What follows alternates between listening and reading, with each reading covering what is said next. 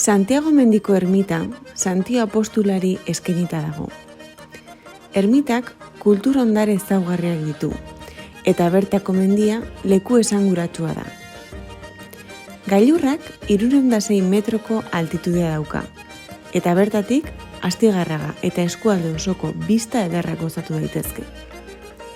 Inguru honetan, baserriak, landetxeak eta sagardotegiak mendian zehar daude.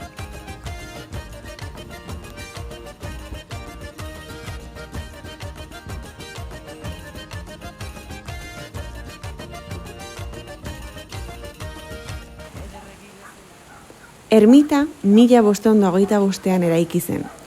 Adituek diotenez, 13. mendean egindako baten gainean eraikia da. Eraikuntza hori erromanikoa da nabarmen. Harlangaitzaz eraikita dago, eta oinplano errektangeluarra, abside zuzena eta nabe bakarra ditu aurrean eta alboetan. Aurreko aldean, kanpaia eta erdipuntuko arkuz egindako sarrera zaharra dago. 1989 urtean, Eskubiko aldea eraberritu zen, eta naturaren aterpetxe eskola bertan jarri zen.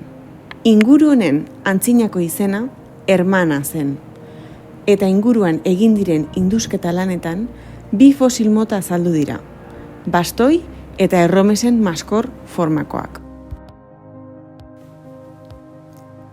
Ermita barruan 17. mendeko erretablo sotil bat dago. Bertan, San Sebastian, San Cristobal, Kristo eta Santiagoren irudiak agertzen dira.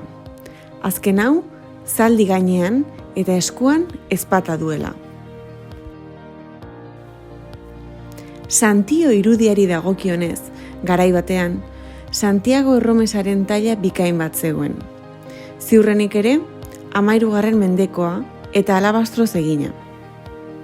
Tailak 38 zentimetro neurtzen ditu. Oinezko erromes itxura dauka. Jantzia tunika luze bat eta oinutsik dago. Gainean, zakua, uraren kuilatxoa, pordoia, liburu bat eta kapela daramatza. Santioren irudi hau balio handikoa da. Arte munduan oso estimatua eta gaur egun Elizbarrutiko museoan dago. Ermitan, tailaren kopia bat jarri zen.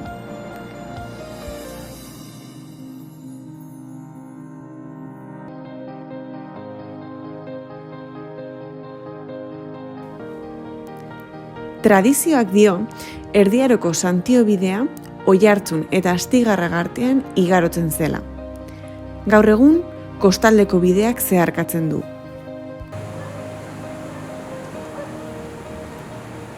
Historian zehar, hainbat gertaera ezagutu izan ditu. Gerra Karlisten garaian, kalte handiak jasan zituen, eta 1923an, erabat berritu zen Foru Aldundiaren eta herritarren laguntzari esker. 1936ko Gerra Zibilean, militarki okupatu egon zen.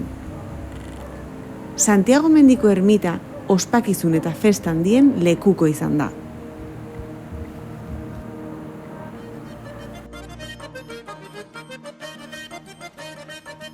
Santiago Mendiko jai nagusia San Roke egunean ospatzen da, abuztuaren 16an.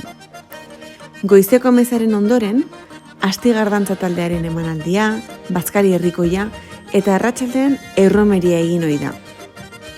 Santio egunean, meza nagusia izaten da ermitan. Garai batean, 2. Pasko eguna ere ospatzen zen eta San Isidro jaia ere bai. Santiago Mendiko historia eta ondare hau herritar guztion gozamenerako izaten jarrai dadila.